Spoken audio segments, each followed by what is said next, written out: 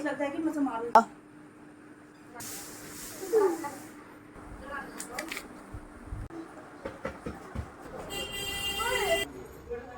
एक नवी चीज मैं देखी जी और सामने